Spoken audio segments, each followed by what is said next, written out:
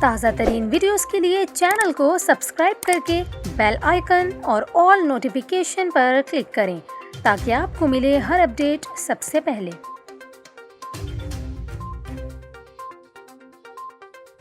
اور ابھی آپ کو بتائیں، ملک کے دیگر شہروں کی طرح حیدرآباد کے شہری بھی گیس کی لوڈ شیڈنگ کے عذاب میں مبتلا ہیں۔ شہر کے مختلف علاقوں لطیف آباد، وحدت کالونی، کچا قلعہ، شاہ فیصل کالونی سمیت بیشتر علاقوں میں گیس کی فراہمی نہ ہونے کے برابر ہے، جبکہ بعض علاقوں میں 24 گھنٹوں کے دوران صرف کچھ گھنٹوں ہی گیس دستیاب ہے، جس کی وجہ سے شہریوں کو شدید پریشانی کا سامنا ہے۔ آپ کو بتائیں، گیس لوڈ شیڈنگ کے سبب لوگ ہوٹلوں سے کھانا خریدنے پر مجبور ہیں، لیکن ہوٹل مالکان بھی گیس بحران کے سبب پریشان ہیں۔